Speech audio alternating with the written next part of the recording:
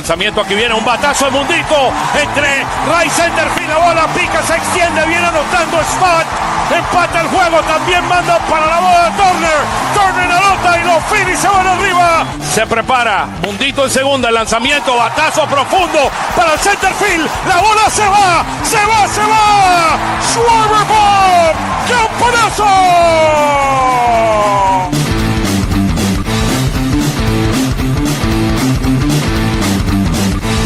Aquí viene el lanzamiento, swing y lo ponchó. Ponche de Alvarado, amigos.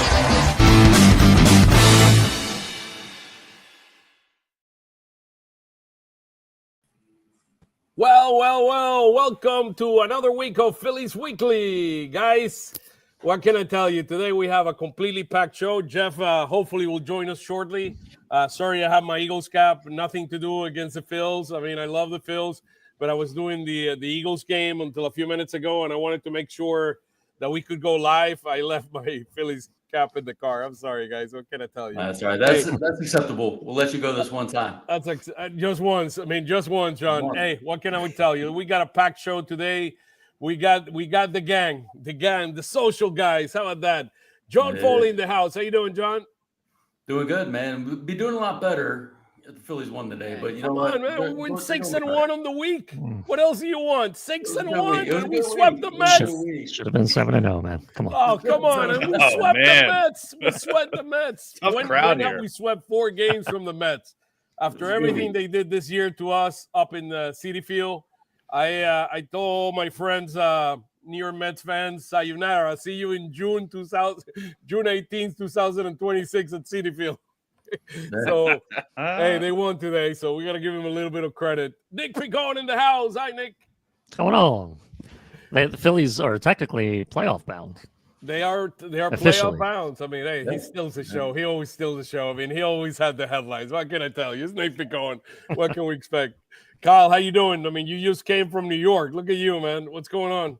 Doing great, man. Beautiful weather for what ended up being kind of a stinker of a game up in New York, but I'm out of football mode for now. Eagles are done. My game, Bills, Jets is done. We're here to talk Phillies. Let's get into it. Hey, we're going to the playoff, guys. We're going for the playoff for the 4th year in a row. I mean, I don't know. You guys have been covering this team more than I have for decades and decades. When have we gone? I mean, outside of the late 2000, where had that magical team. I mean, how many years have we gone? 4 years in a row, John? I think that's got to be it. And so they won the division, 5 straight, 7, 8, 9, 10, 11. They won in 80, I guess 76, but it wasn't consecutive because I don't think they won in 79, right? Yeah, so, I mean, it shows that we're at a special, I mean, we have a special team, a special place. And I think what we have seen over the last 2 weeks is we've seen an evolution on this team, which I really, really like a lot. We'll talk more about it. Nick, we're playoff bound, buddy. Dude, the year I started writing, 2011, was the last year of that run, that Phillies squad run. So I've been waiting a long time for a similar feeling. And, 4 years in a row is good. Obviously, the playoff seedings and teams are different. The expanded playoffs, they got in the first year of this run, but the sustainable playoff baseball is like what I miss the most. And I'm glad it's here. And obviously, about a month or 2 ago, I made a comment on social media that this team just doesn't feel the way it did like 2 years ago. That summer was like a lot of fun. We had a lot of big moments that summer. Thinking like coming off 2022, the run started the year off a little slow, but got it going in the summer. We had the Michael Lorenzen no-hitter, Bryce Harper, like a bunch of clutch homers in a row. He got his 300th homer, I think, as well. During the course of that, it just felt like a summer of moments, and then we were going to cap that off for the World Series.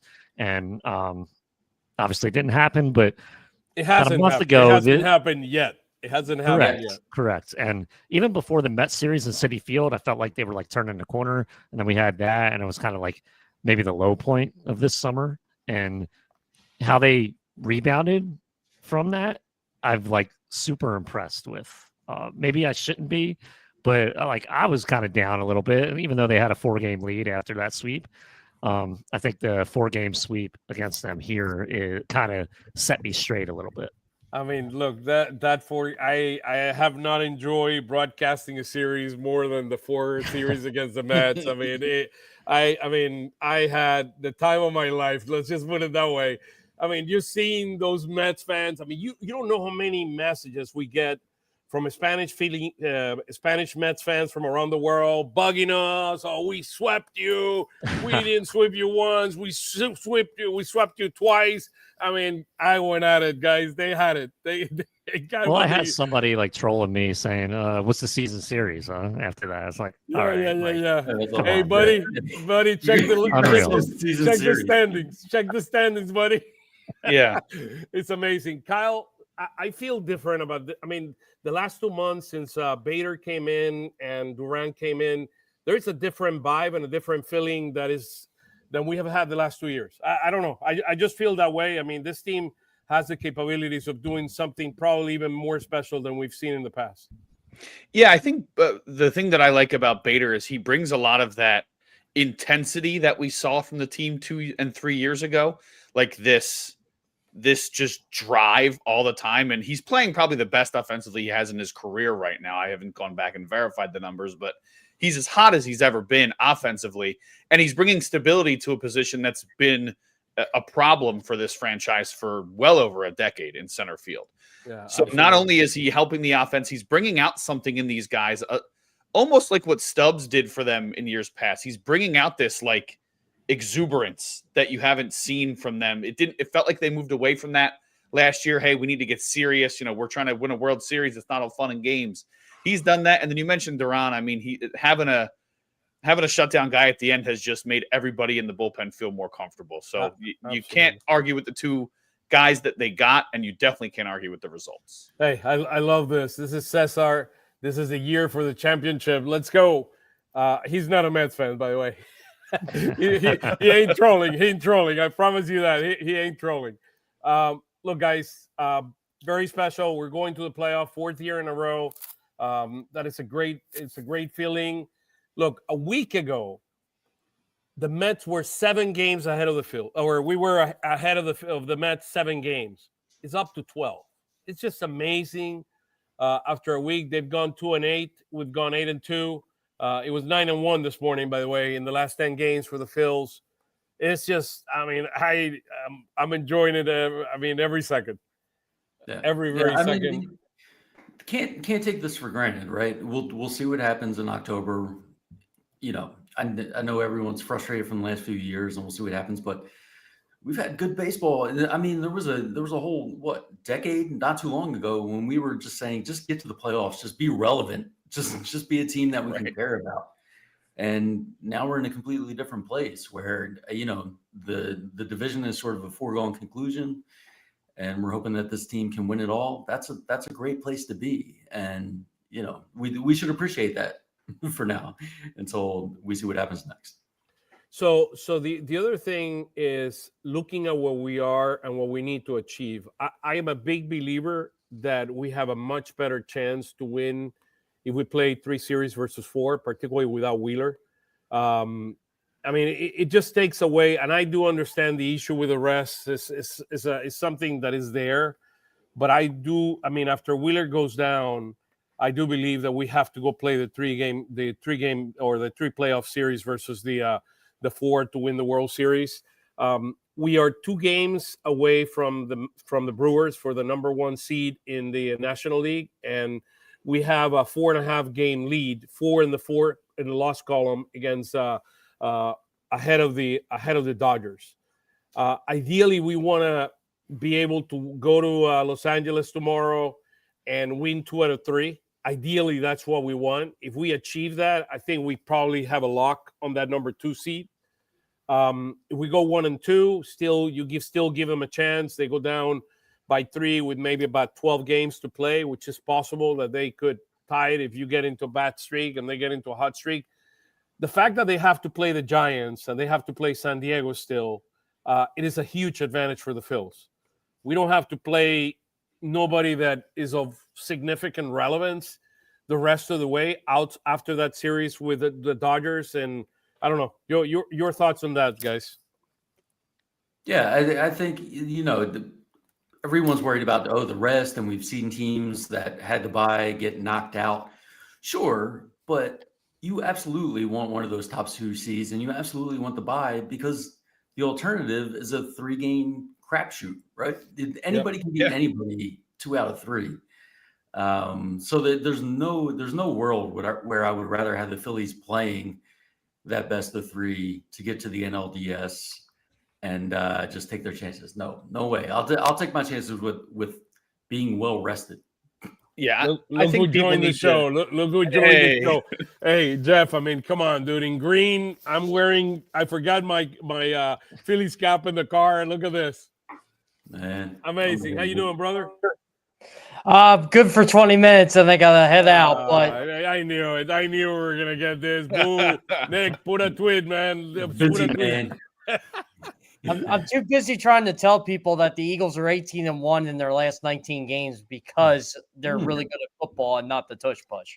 Jeff, what about passing yards, though? Do they have the most passing yards, or do they just win games? Hey, John, I got a fun stat for you. So Jalen Hurts has thrown for under 150 passing yards in 6 of his last 16 starts, and they won all 16 of them. Yep, that sounds about right. Hey, I have a better start for you guys. Over the last 19 games, we're 18-1, and the only game that we've lost, we're talking about the Eagles. The only game the Eagles lost was in Washington when Hurts got hurt. How about that? Is the guy a winner or what? He just wins. His team is really good. It sounds like the Phillies right now, honestly, except for today. All they seem to do is win. What happened today? Believe it or not, I was doing the Phillies game with Bill Kulig, Gringo Malo, and with Angel Castillo. I did like 2 innings, and then I had to leave, and I left the game 2-0. And then afterwards, I mean, today we're broadcasting the game from the link, and I'm still at the link. I just finished the game. So we go out there, and it's like, what happened here? I mean, I'm starting to see 2-2 with a home run, and then I see them down. I said, come on, guys. And I tweeted, I said a tweet that basically today's a beautiful day to win the East. Unbelievable. Hey, we don't make anything easy, right? That's the reality of things, guys. We're gonna win it while we're all sleeping. They go up 2-0, and Aaron Nola's cruising, and you feel really good about their chances. It just felt like, all right, the Royals look like a team that wants to go home. The Phillies are rolling, and then it's just he was striking out with his what Aaron Nola fastball. does. He was striking out. He struck out Bobby Witt in the first inning with a knuckle curve, and then the second time he faced him, he threw a 92-mile-an-hour fastball, and he got him by him. Yeah, I did. I will never ever understand Aaron Nola, why he does what he does, but how can he look so good? And you start to think, okay, look at this guy. Like he's mowing people down. He could be your second starter. You put him in between Sanchez and Suarez and break up the lefties. You start to have these postseason fantasies, and next thing you know, he gave up 6 runs. That's the Aaron Nola experience, and I think we're all kind of tired of it. But hey, it is what it is. I mean, look, last time he had a good outing. I was hopeful, but I mean, he regressed a little bit here, and with all that being said, he broke the Mets on Monday night, which I never thought was going to happen. Yeah. Yeah, he won the big game. We needed him to win that first game against the Mets. But look, the reality, the way I look at it is your 3 best pitchers are going to be pitching in the Dodger series. Let's see how they fare this week. But to me, those are your top 3 guys. I mean, Buehler. I mean, what do you guys saw Buehler? I mean, I like what I saw, but I don't know. The guy was not like overpowering and striking out everybody. He did what he needed to do. Yeah, he's a guy that I think you need to see more of to definitely consider inserting him, especially if you want to break up the left-handers. I think you're looking at a situation where in that whatever that first round is that they end up getting, by or not, you're going to have the 3 lefties going, and you're going to have to mix and match everybody else, whether it's Nola, whether it's Buehler, whether it's Walker. Somebody else is going to have to just be a starter, and maybe you have a bullpen game in the 4th. But I don't think you can justify taking Luzardo Ranger or Sanchez out of the rotation. Not that Sanchez would even be an option, but you can't justify taking those 3 guys out when they're the 3 most consistent pitchers you have. I agree with that. You guys, Nick, do you agree with that? Yeah. I mean, like, as I was iffy on Luzardo for a little bit, but yeah, like he's got to be in your top 3 what the at guy this point. did What he against the did Mets, after that first inning was like incredible. He hit So the Mets. awesome. He hit the Mets. He did. 7 innings. Johan threw a perfect game, 8 innings. I mean, it was crazy. That's that's like a microcosm of Luzardo's whole season, right? Like sometimes he'll just have these bad innings, and it's like, what is it? What is he? It's like Nola-esque in a way, but that one inning, you get through it, the offense comes through, and then that's it. Yeah, I mean, he's definitely that guy. If you want to take out like the Toronto game and the Milwaukee game, I'll have to do the numbers, but I bet his ERA is probably like 3.1 if you take those 2 games out. Yeah, I mean, look, the guy, he has a great arm. I mean, the challenge is many times his fastball, he leaves the fastball in the middle of the plate and they hammer it. So he was still throwing 99, like in the 8th inning the other night. That's true. Like, that was wild. crazy. I mean, I saw that and it's like, is this real? I mean, is the machine god broken or what's going on here? 99 miles an hour in the 8th inning. I mean, the guy tried. He said after the game that he spoke to Topper and said, "Hey, I want to go out in the ninth." And Topper said, "Absolutely no way, absolutely no way. Hey, you ain't that hot. You're not as hot as Durant. Let's just by the way." Hey, if we're talking about the rotation, how crazy is it that the Phillies are about to roll into the postseason? No Zach Wheeler and possibly no Aaron Nola in your first 3 guys they threw out there, and you still feel pretty good about the rotation. Yeah, you still feel pretty good about their chances. If you told me that at the beginning of the year, I would have said you're insane. Same thing with Jose Alvarado, right? You don't have him in the back of your bullpen. If you had told us this in March, like, oh, by the way, this team would be 89 and 61, and they're about to clinch the NL East with 2 weeks to play, and they're the second best team in baseball, quite honestly, the hottest team in baseball. Like, I would have said, you're nuts. Like, who did they acquire at the deadline? I mean, Corey Nito has a stat. What a record is after Wheeler went down. I think it's like 18-6, maybe, or 7. I mean, that sounds right. It's a crazy number like that. I mean, if you think about it, we lost Wheeler and we are so hot. I mean, it's incredible. Let's look at some of the things that we have here. Look, the top news of the week. Bye-bye, Mets. That's my message back to them. Goodbye, Mets. We swept them. We swept them in 4 games. I mean, they could not have been prettier. A 1-0 by Nola. I mean, 9-3.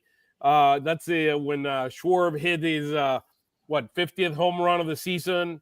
And then you go in and you beat them 11-3. And then just to close it, the magical game by Luzardo is amazing. Bader was incredible. I think it was Bader and Kepler that had a great game that 3rd game. I mean, it was fantastic. You sweep them. Here's how the week went. Sorry for the color there. Should be in green. We went 6-1 in the week. We won the first 6 games. We lost the last one. Nola won the first one. Suarez, you see Sanchez, Luzardo, Buehler, Walker, miracle game there after allowing those runs in the first inning. I mean, I don't know what's going on with Walker in the first inning. It's him and Nola. It's normally or consistently they allow too many runs in the first inning. This was not the case today with Nola. But look, you cannot ask for more. It's 657 our batting average or our runs per game this week. Anything that is above 4 is a great week for us. So 657, one of the best weeks of the season. And then our pitching allowed 4 runs per game. And it's primarily centered on Walker and Nola. I mean, today Maisa allowed some runs as well, a couple of runs there, but that was the case. I mean, we've been pitching really, really well. I'm primarily hitting really well. Look at the hitting over the last 4 weeks: 7 runs, 5.5 runs, 5.3, and that's what I was telling you, Kyle. I mean, to me, this team, it feels different. I mean, there's something about our hitting that feels different. Everybody's hitting.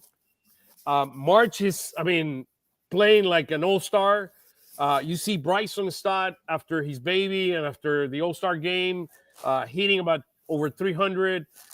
You see, I mean, Bader being a magical hitter. I mean, what we're gonna do when Turner comes back? That's a big question.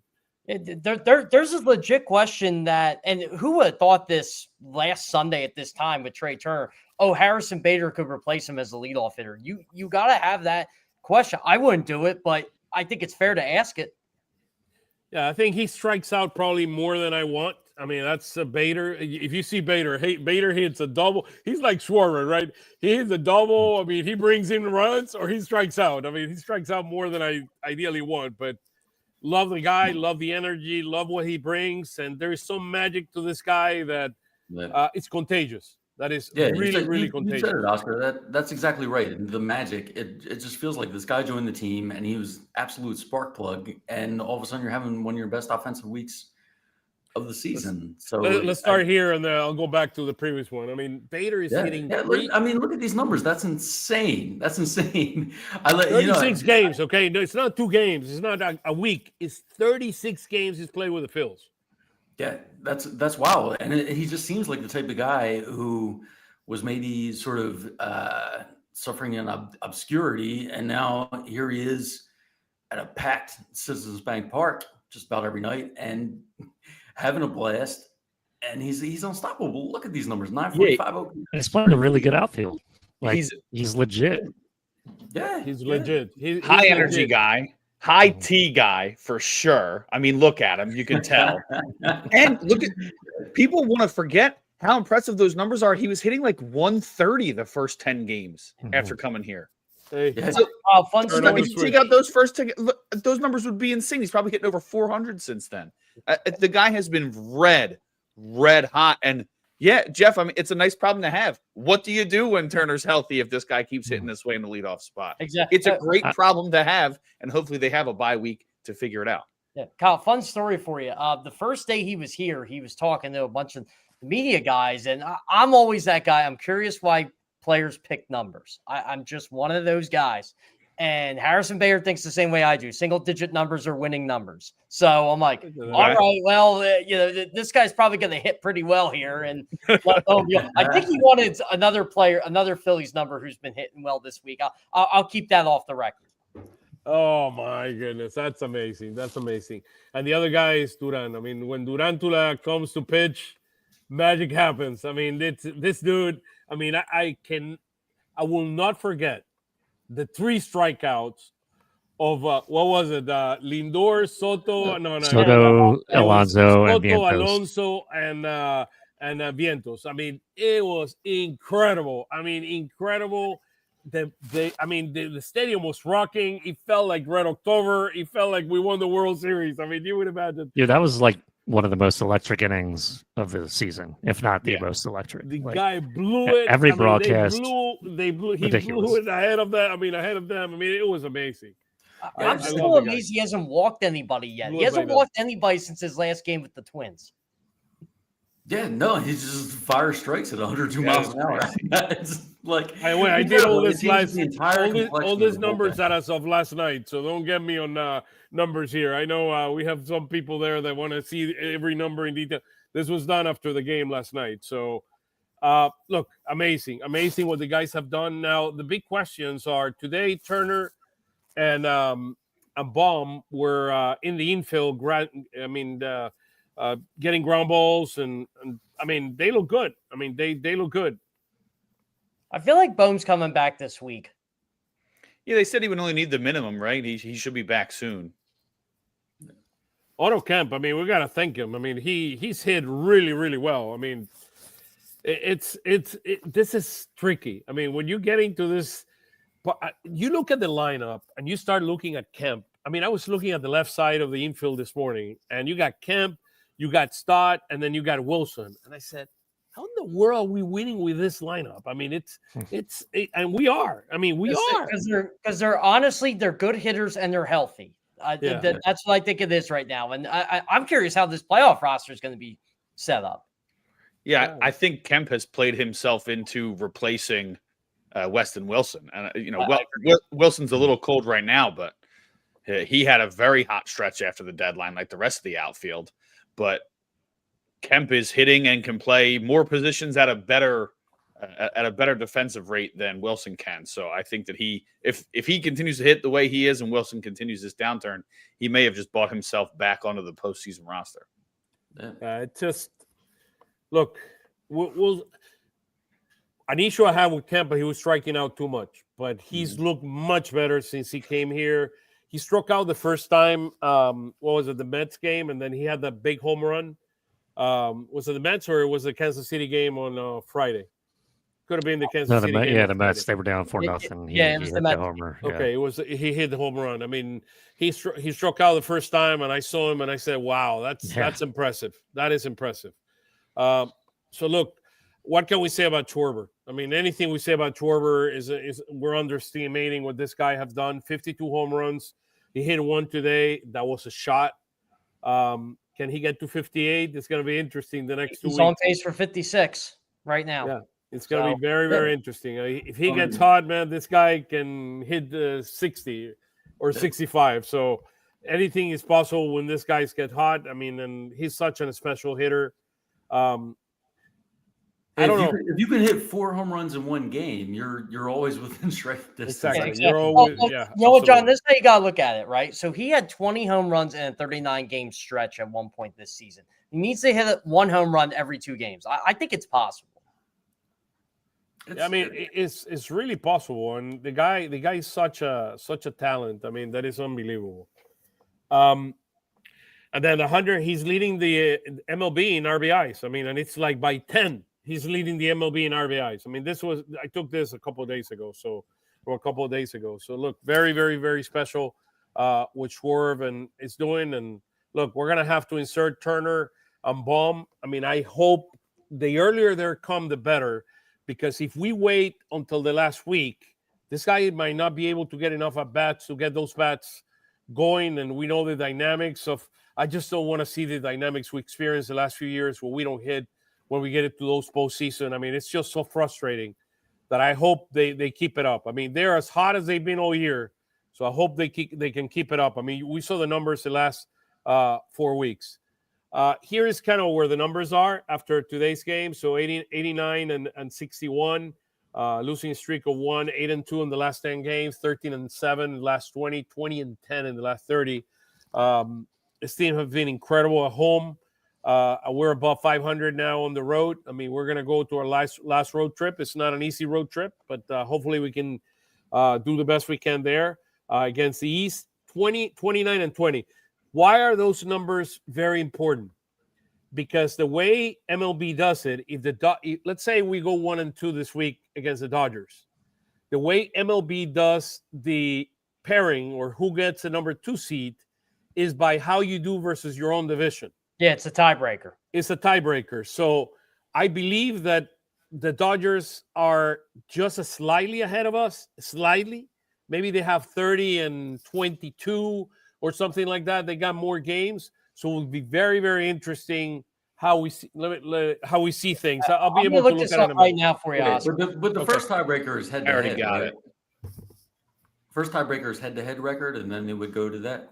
Yeah, they go to that. So it's very, very important that ideally we want to win 2 out of 3, but if we can, we have to win, and we still have the Marlins series against our division. Okay. So it's very, very important. Dodgers are 31-14 versus their division. Yeah, I was gonna say, Kyle, you nailed it. They got it. So 31-14. So that's the reason why, because everybody was talking today. I mean, if they win today, they can relax, guys. Look, we cannot relax, guys. No, you can't relax. We have to win the Dodgers series. The Dodgers series is probably one of the most important series we play this year, because if we go 2-1, basically we can say that we locked that number 2 seed. If we go 1-2, we're gonna have to sweat it out. Go 2-1, lock up that 2 seed, and then roll into the playoffs with some momentum, which is, for this team and the way they hit or sometimes don't hit, the momentum is key. Just keep it going. Do not shut it down for a second. I'm like you, John. I want them to play this out, because I don't want them having that last week where it doesn't mean anything, and then you got another week where you're just not doing anything. Yeah, I agree with you. Play this out, keep the momentum going. I don't mind sitting out a guy here and there just to give him a rest the last week, because you want to prevent injuries. particularly with Schwarber and Harper. You need to manage them very, very carefully. JT, Realmuto, you have two other JT, catchers, yeah. Yeah, Yeah, so I mean, to the extent somebody's banged, they know who's banged up and who's feeling good, and to the extent somebody's banged up, give them a day or two, but don't rest the whole team. So don't tell people this. So don't take your foot off the gas completely. I like the fact that maybe it was good that we didn't win today, because we're gonna have to go to Dodger Stadium and win that series. I mean, if we want to be able to lock that number 2 seed. Yeah, I don't want them to get complacent, because like they did that last year. Like, okay, we're set up and everything, and it just, like JT said after the season, we thought we could flip a switch, and they didn't. I don't think they could do that. Like, I don't think they can afford to just relax. The switch needs to be playoffs. on the whole time. So You know what about last year, though? They played a very different style of season last year. They got off to such a hot start, and then from like the middle of June through the rest of the year, they were basically a 500 team. 500 team. That is not what's happening this year. Yeah. So yes, we can talk about maybe that last week. You don't want to lose any momentum, but they're going to have a break if they get that 2 seed, and they're going to have time to relax and rest up. I agree. Keep the As long as they momentum got that 2 going. seed, Don't take your foot off the pedal. But they haven't taken their foot off the pedal for a couple weeks now. They're playing like they did at the start of 2024.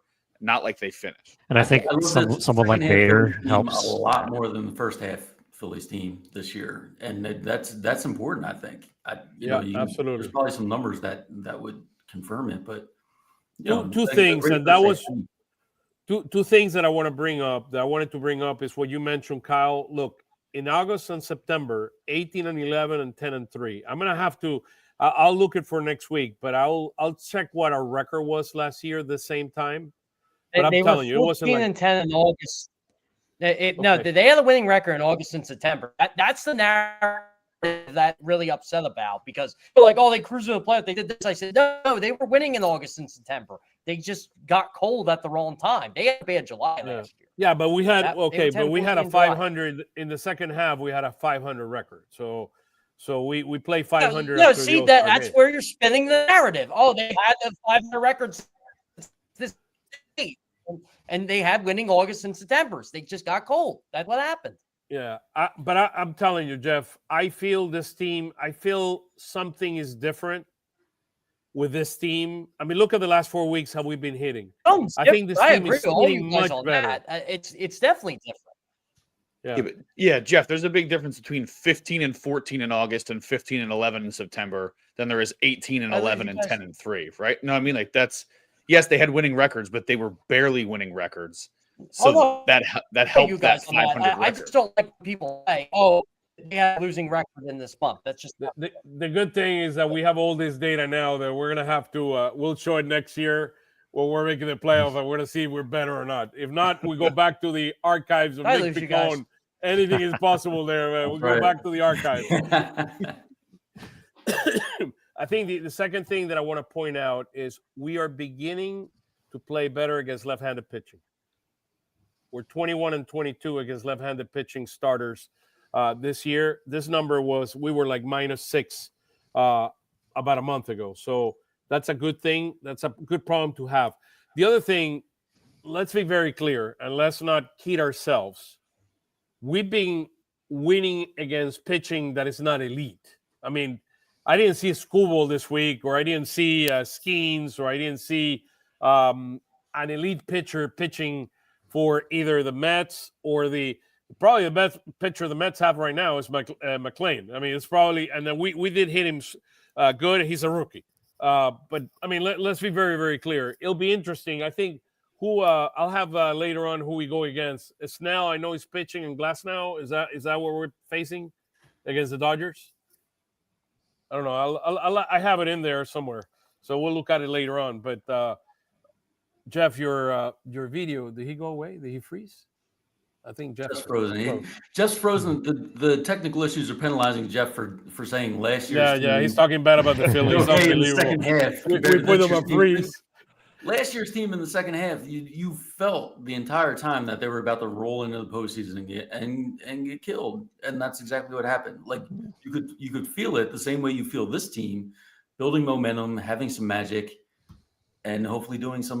There's definitely more hope, I feel like, this year than we felt last year. Like we were hoping that they would just flip the switch, right? But this year, I feel like we're hoping and actually believe they can do something in October. So there are three pitchers. We're facing Ranger is facing Sheehan. Christopher Sanchez is facing Ohtani. So they're going to start with Ohtani, which to me is a mistake. I do believe that they should stop that experiment for the remaining of the year. If I would be the Dodgers, to me, they're creating a big issue there. And I need Schwarber to go yard on him. And then that would be sweet, dude. That would be like, say that's Nick Piccone at his best. That's Nick Piccone at his best. You want the story here. How Kyle Schwarber taking Shohei Ohtani deep sounded everywhere in the world. Twice. Can't wait. And then Luzardo is going against Snell. So look, it's interesting. To me, their best pitchers is Yamamoto and Kershaw are going to be 1 and 2 in the playoffs. And then the third pitcher is going to be a big question mark. It could be Snell. It could be Glasnow. It could be Ohtani. I personally think it's a mistake to keep Ohtani. If I were them, I'll keep Ohtani for certain games coming out of the bullpen. If it is because their bullpen is a big issue. They do not have a good bullpen.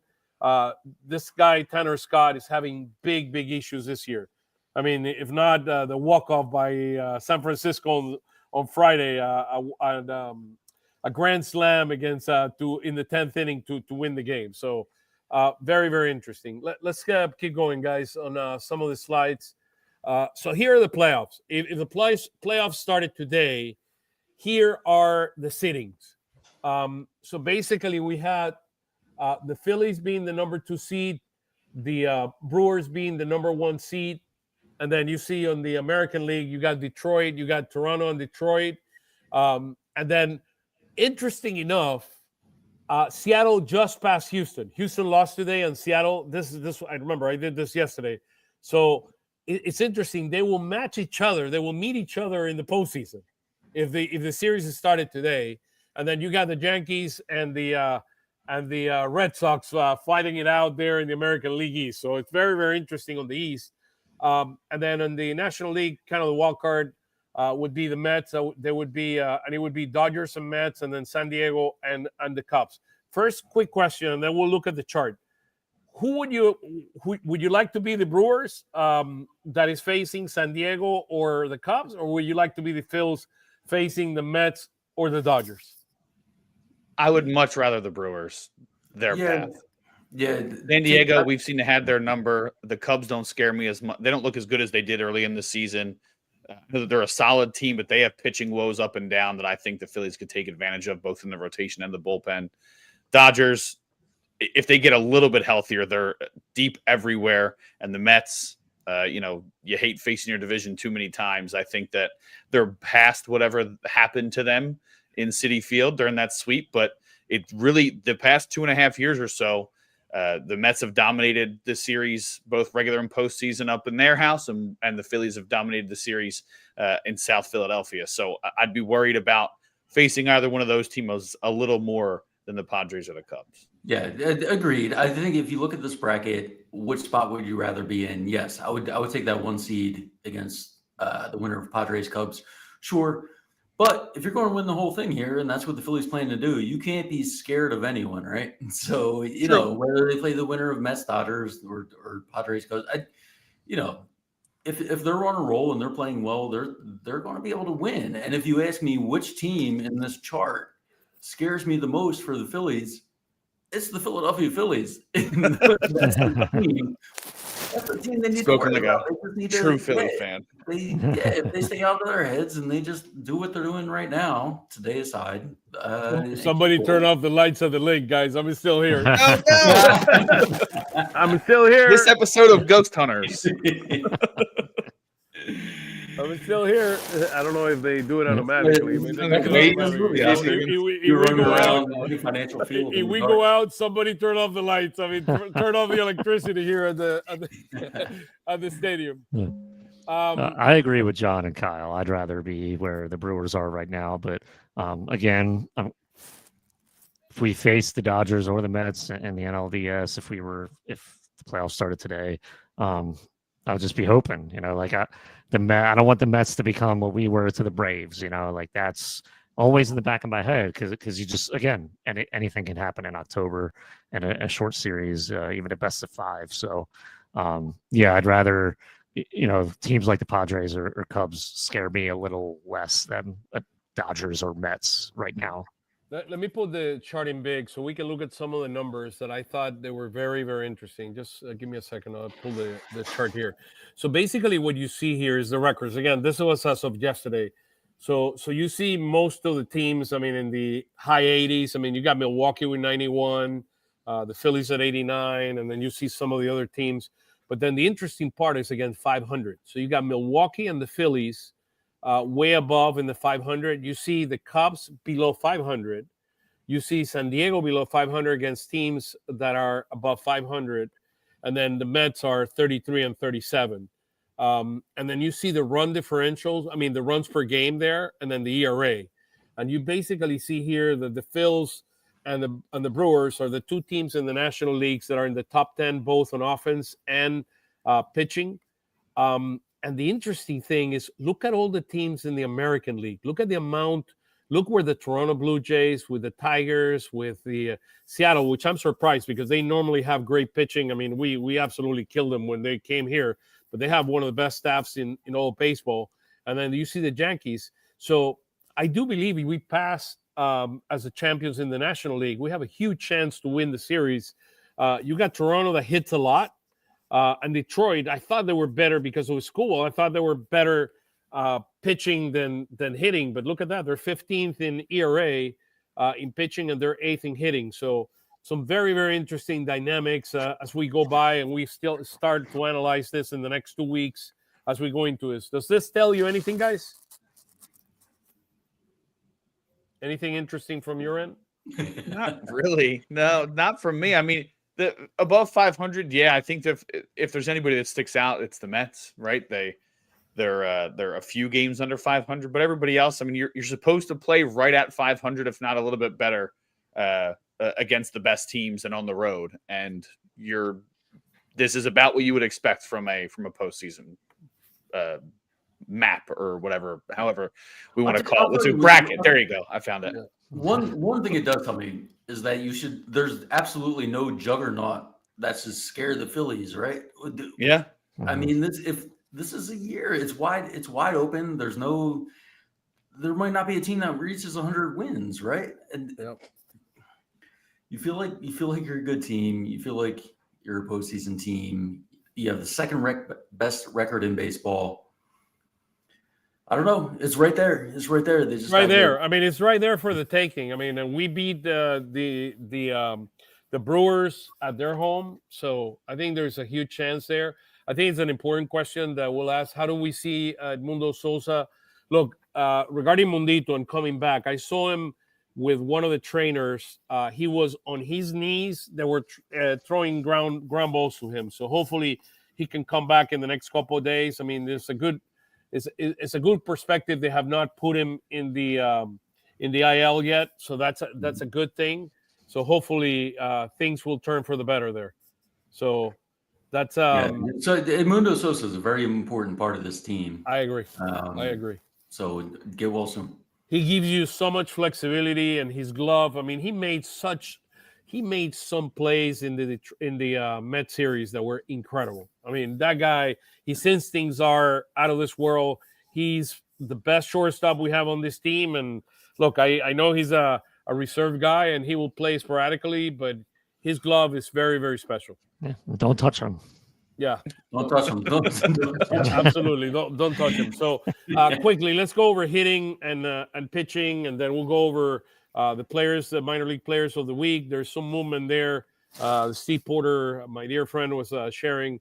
Some guys are going up from AA to the AAA, and some of that, which is great to see. But runs per game, we're 9th. Our hitting has improved significantly this week. Like our OPS was 7th. Now we're 4th in OPS in all of baseball. We're 3rd against right-handed pitching, 7th against left-handed pitching. We were 9th on OPS, or 7th in OPS against runners in scoring position. We're 5th. We continue to be 28th in chase. That issue continues and will continue. We're about to close the season, so hopefully we can fix it in the postseason. We know the issues we had in the postseason. But I don't know. How do you do that? How do you have one of the absolute worst chase rates? You want me to be a bad guy? Don't play Castellanos every day. But no, but how do these numbers match up? How can you chase? They're chasing the ball. What I see from these numbers is they're chasing and they're hitting it. Yeah, Mundito and Castellanos are big chasers. Harper, believe it or not, is our third biggest chaser on this team. Bader is a big chaser. I mean, if you look at his stats, he's a big chaser. So, look, you got to roll with the dices. I mean, you got to roll. What I like that Topper is doing, he's rolling with whomever is hot. March is hot right now. He's putting them here. He's putting him fourth. He's putting him in fifth, sixth. I like that. I like that he's moving his lineup around.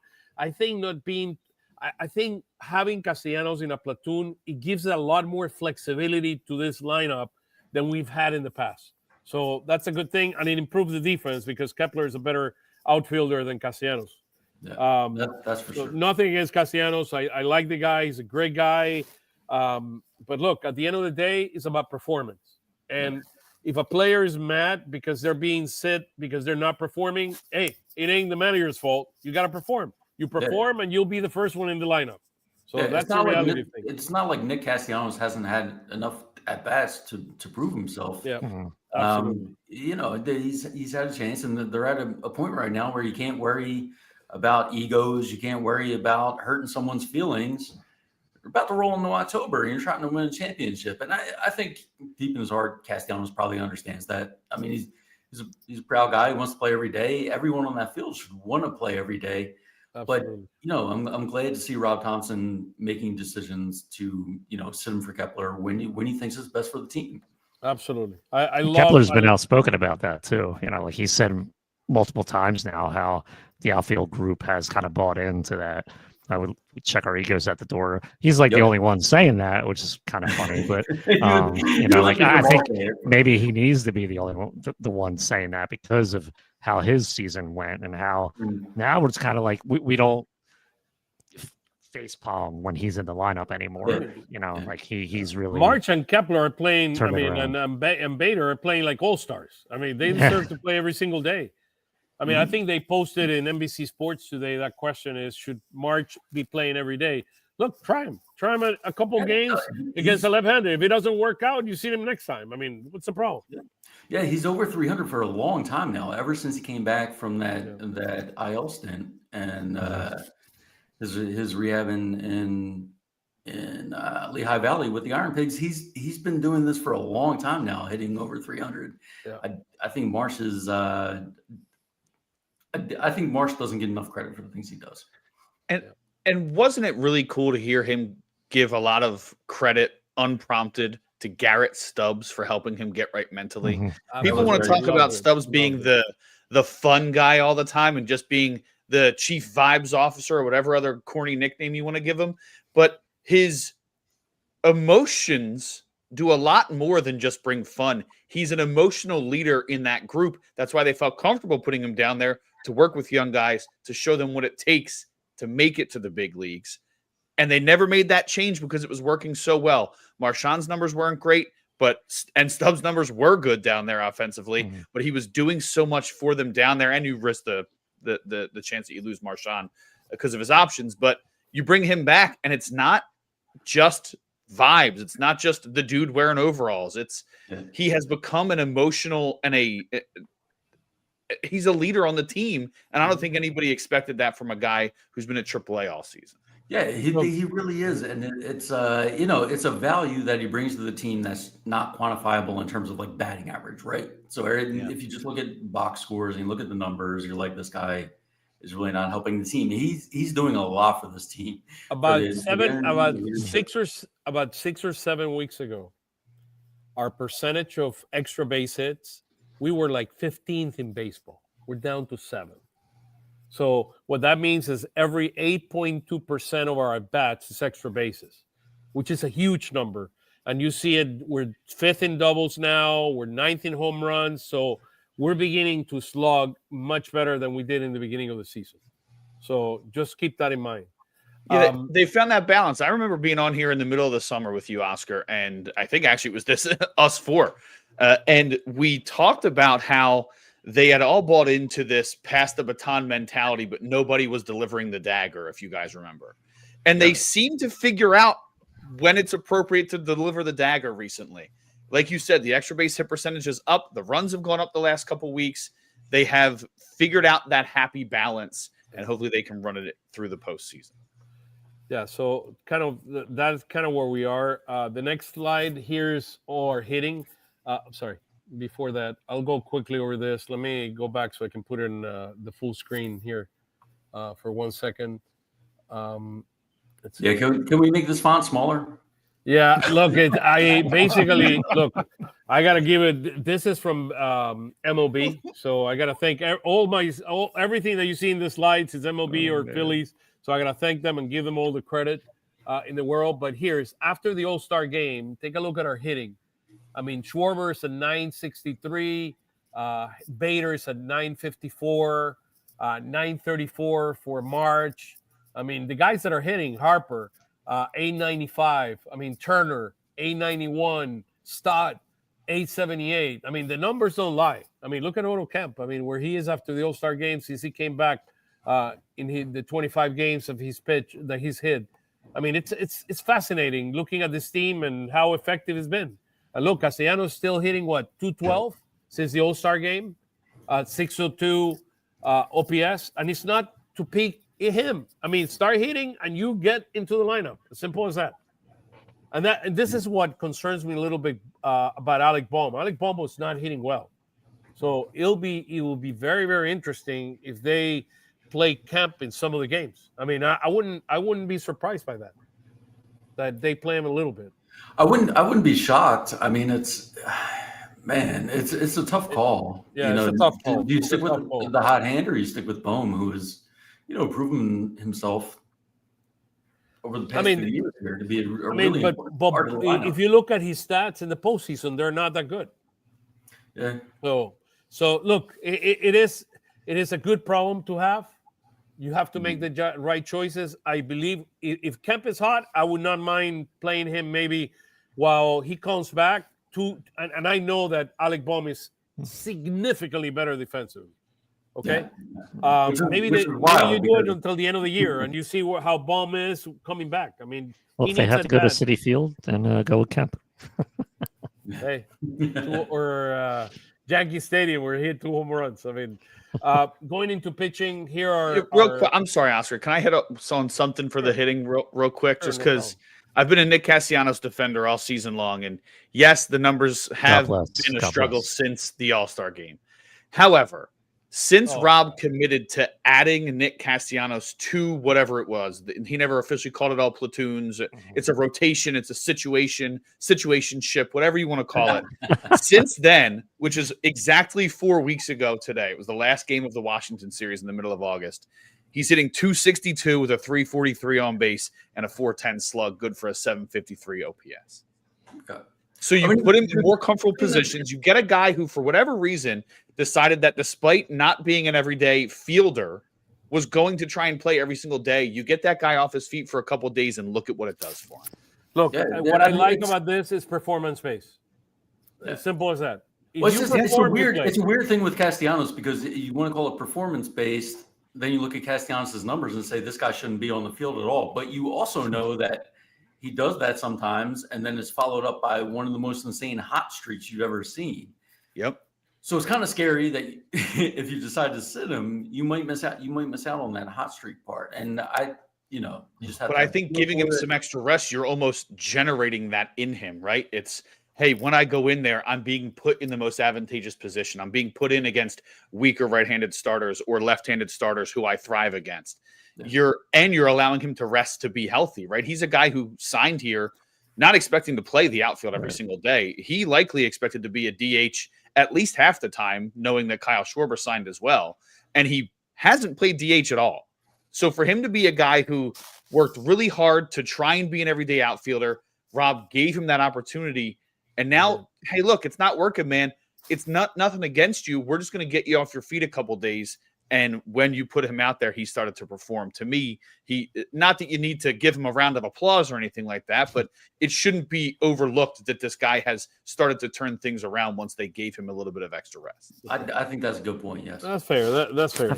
Yeah, and we hear like Max Kepler say, like, oh, I was told I was going to do this, and I'm not being used that way. Maybe the communication between everybody got better at some point this season, because even like the Cassidy being benched at some point, I feel like there was a meeting at some point. There had to be like a meeting, and the communication's been better, and I think that's kind of helped this situation as well. I think you can absolutely picture a meeting, right, where they talk to him. Like a whole bunch of players have had their feelings hurt this season. Yeah. And you know what? Just get together, talk about it, and say, look, we're all just trying to win this thing. And nobody's going to remember who had which at bats win. Just go win. Look at the Mets right now, right? Look at the Mets. Soto that have that huge contract, and you see the dynamic. Lindor is not the same guy that was before, enthusiastic, positive. Pete Alonso is not the same guy. He came in with a huge contract, and the guy's good. Nobody questions that Soto is not a good hitter. But the reality is, culture is as important as being good. You need to have the right culture. Look, when they had Iglesias there, which is not a great player, but he brought the right culture, the oh my God, and the mentality, and you saw them winning. Right now, the manager is in trouble because of the whole dynamic with Soto wanting to be the elite guy that he is, and it's me and then the rest of the team. No way, dude. It's about the team, and that's why, to me, the objective is win the World Series. Everybody else that doesn't think the same way, look, take a seat and earn through performance your way into the lineup. Exactly. Is the goal at bats for you, or is the goal World Series for the team? And that's the World Series. You're going to get more at bats somewhere else. You made all the money. You made all your money already. That's the big thing that Bryce Harper did right from the jump. Right, he came in here with the big contract, the big name, the big star power, and he's not the emotional day-to-day leader of the team. He's not a guy who separates himself and badmouths anybody. When he needs to be in front of the mic, he is. But he let Rhys Hoskins be that guy because he was that already. And he was like, I'm not going to step on your toes. You are comfortable being you. Go out there. You're the everyday guy talking to the media. And when stuff's going wrong, I'll come in as the star player and handle it. But you handle your business and I'll handle mine. And they don't seem to have that dynamic. It's almost like when Lindor was the main star there last year before they got Soto, he felt comfortable stepping into that. And now Soto comes in. I don't know what it's been like, but maybe there was a feeling like he came in as the big man on campus, and Lindor didn't really know what his role was outwardly anymore. He knows. And Harper leads by example. And Harper is the guy that leads by example. So let's go into pitching. So we are number 2 in victories with 89 in all baseball. We have the 6th best ERA in all baseball as the top line in overall. 8th in home runs. 2nd in base on balls, and we're 2nd in strikeout. So we have the 2nd most strikeout, the 2nd least amount of base on balls in the game. Our starting pitching have been amazing. Number 1 in all of baseball is in games won at 60 and 39. Again, so I did this last night. 350 ERA. Number 2 in all of baseball. We're 5th in home runs allowed, in least amount of home runs allowed. 9th in base on balls, and number 1 in all baseball striking outs. And then you see our relief pitching that has significantly improved his ERA. We were at 27, 28. Now we're 21. And we continue to improve. And then you see there, we're 4th in opportunity save because of all the wins that we have. And then we're 4th with 43 saves so far. I think, if I recall correctly, right now, Duran has 12 or 13 of those saves. So they fixed the biggest. If you take a look at this chart, the blown saves are the problem, and they fixed it. They got Yohan Duran, and it's they got the beast. Incredible. And I think the big takeaway from all these numbers is this is a team that can win a championship. They're good enough to win a championship. Will they do it? I don't know. But it's a great thing to take a look at this and say they absolutely can. They have the talent. This is a roster you want to go into October with, for sure. Yes, absolutely. And in life, you want the opportunities. And we have an opportunity to go back to October as of today. Here is, again, let me go back with the charts that John loves so much. These are the numbers It's too for big. after the All-Star, are pitching after the All-Star break. You see Duran there at 115. You see the 180 for Walker Buehler. Hopefully he can keep it up. Trevino is at 208. I mean, Matt Strom has been 214. Maisa 245. That number went up today. But the most important guys like Sanchez 267.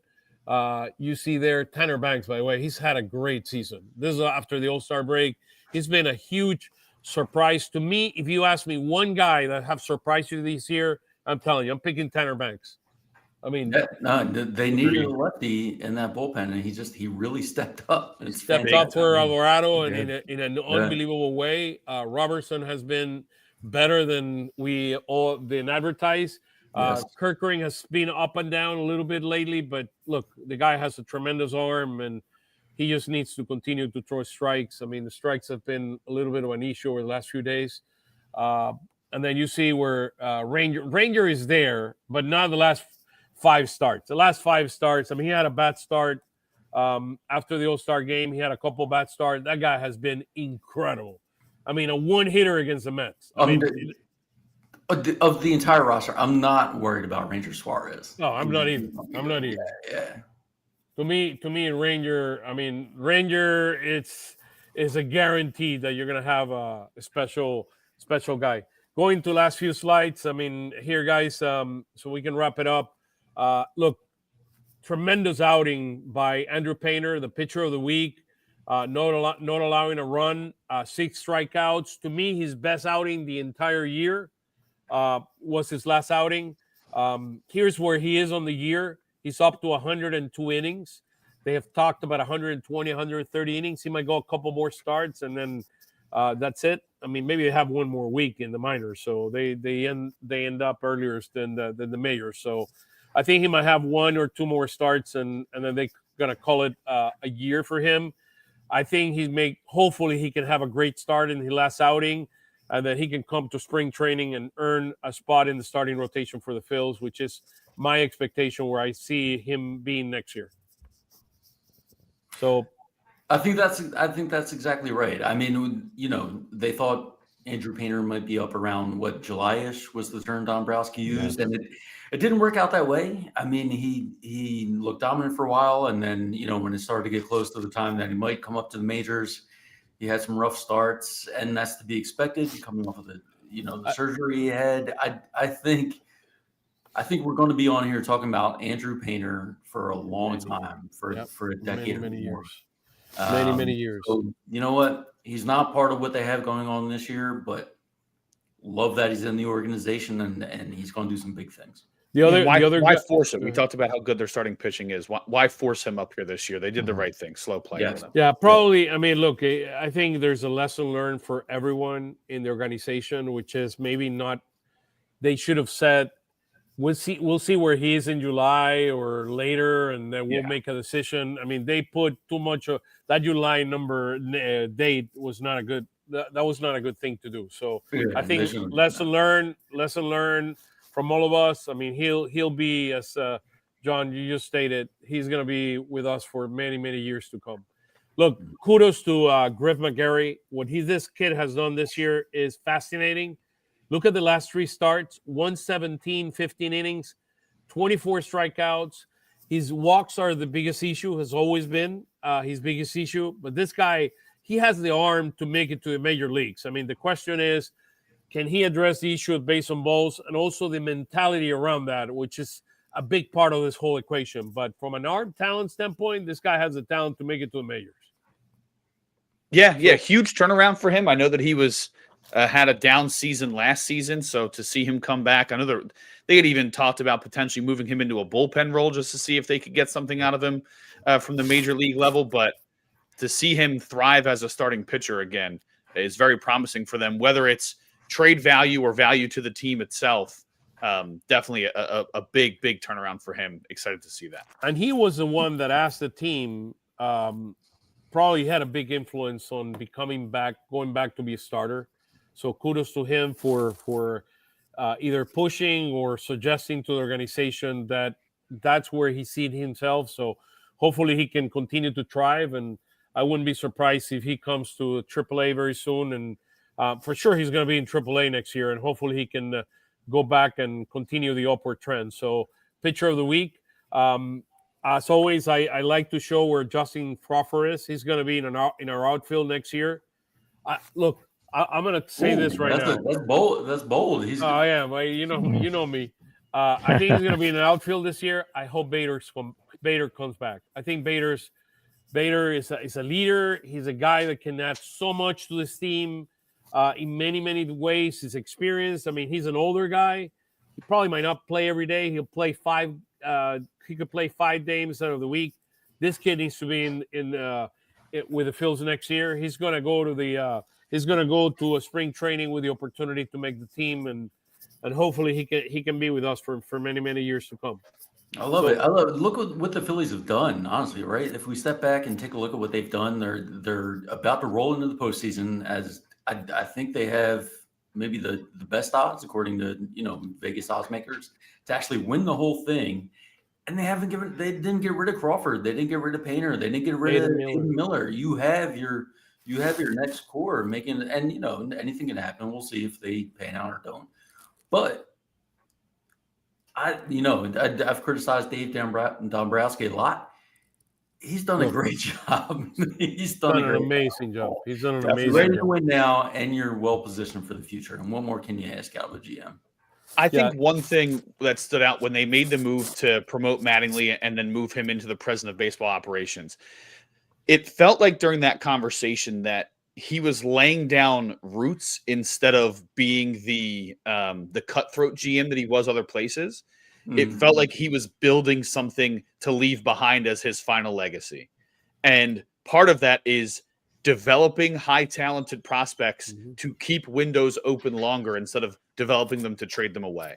And to be able to pull off getting Joan Duran of all people without giving up one of those 3 guys is the coup of his tenure with the Phillies. Hey, Nick, I thought you were trying to do the same background as I have here. I got attacked. So I had to handle some business. No. I know. I thought you were going to say. By the way, Nick has a tremendous news for us. What are you saying now, Nick? It's a really, really special news for Nick. Well, you can, I'm writing again now, so you can find my writing at crossingbroad.com. Hey, it'd be about Phillies, Eagles, anything Philly related. So no Sixers, come on, dude, come on, Sixers. We need to beat drama. We need to beat drama here. We will see. The jerseys are coming back, baby. Congratulations, Nick. Look, there is no one that I personally, how much I appreciate what you've done.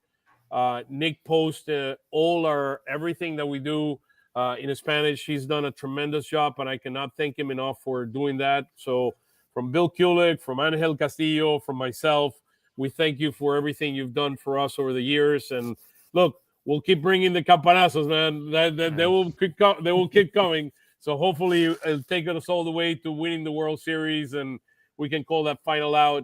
And the Fightin Phils can be crowned World Series champ. So congratulations on joining the Crossing Broad team. Thank you. Appreciate that. So one thing that I always like to do, put Adam Miller. I have his numbers for AA. That's where he ended up at 380, 427 on base percent, OPS of 810, 74 runs. This kid is going to be. I'm telling you, the more I look at this kid, the more I compare him to Bobby Witt Jr.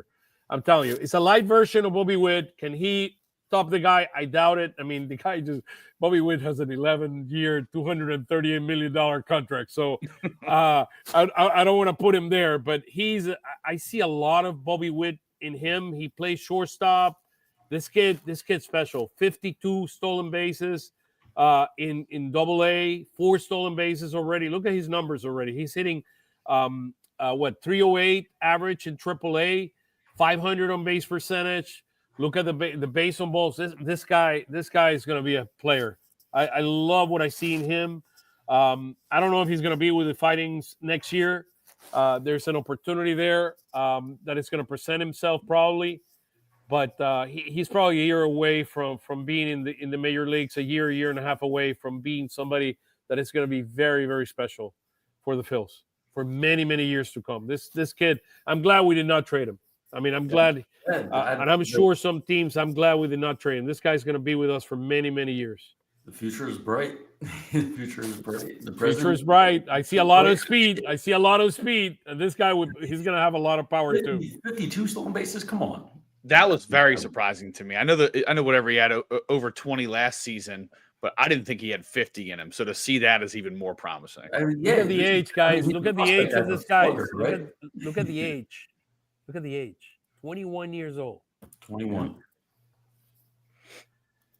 So, one more thing that I'll mention on the hitter of the week that I was not able to put a slide. Kudos to my dear friend Steve Porter, always providing great information. The hitter of the week is Rodolfo Castro, out of all places, another trading guy that Dave Dombrowski did.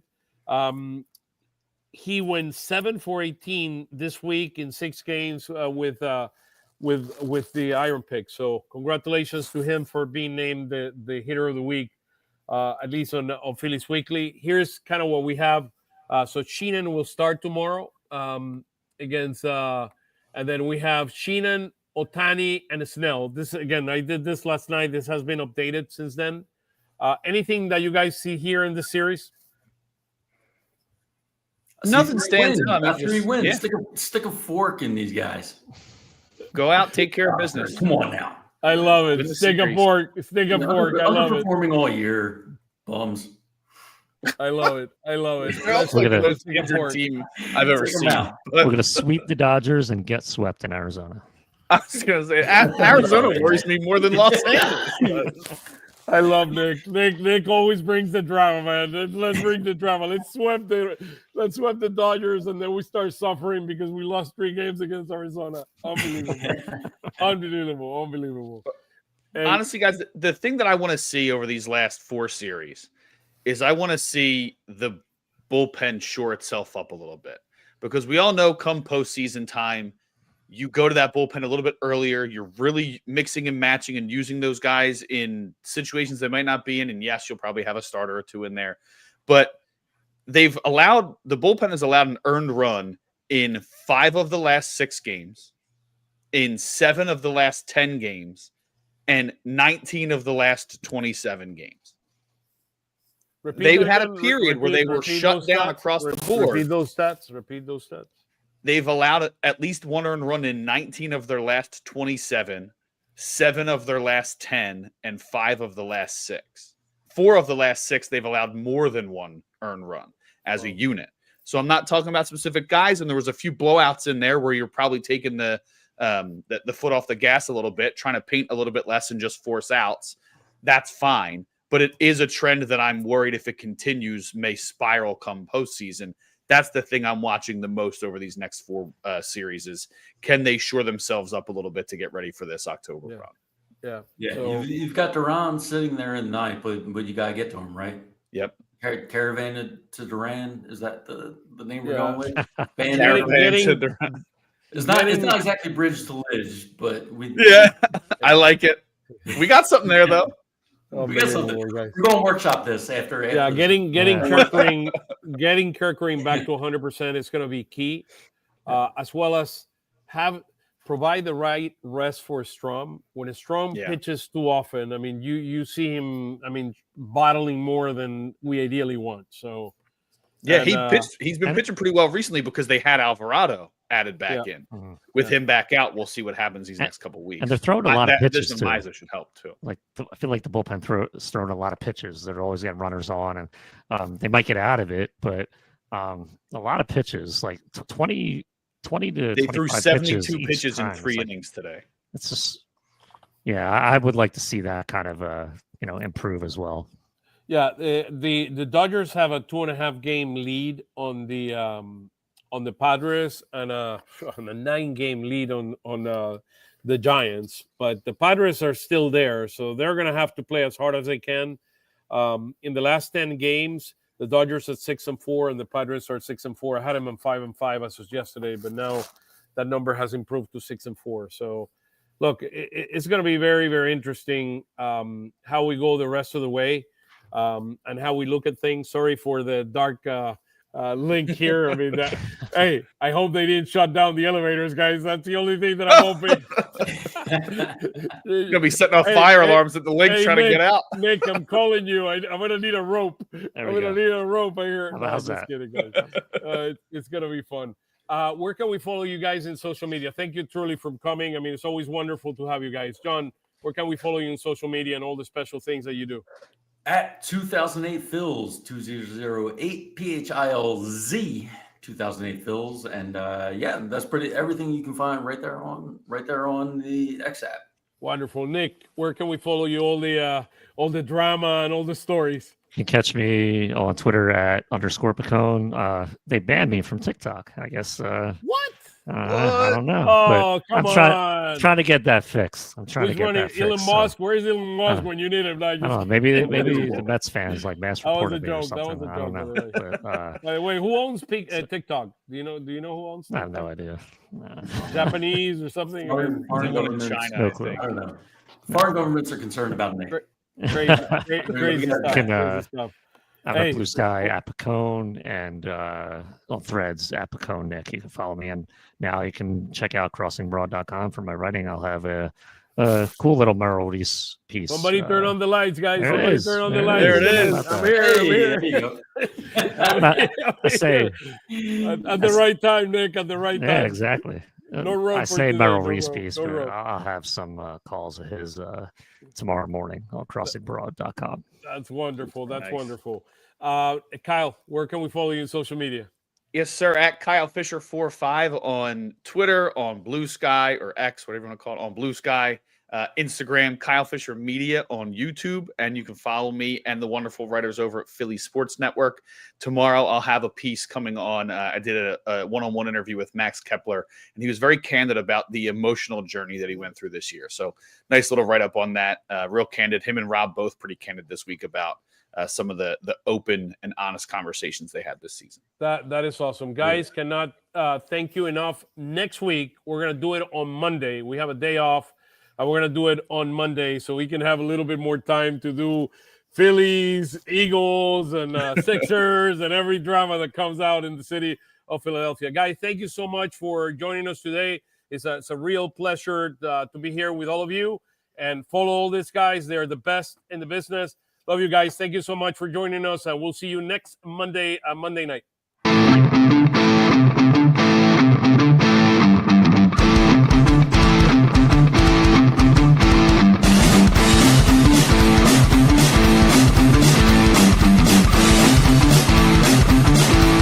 Lanzamiento, aquí viene un batazo de Mundito entre right center field, la bola pica, se extiende, viene anotando Stott, empata el juego, también manda para la bola Turner anota y los Phillies se van arriba. Se prepara, Mundito en segunda, el lanzamiento, batazo profundo para el center field, la bola se va, Schwarber Bob, ¡campanazo!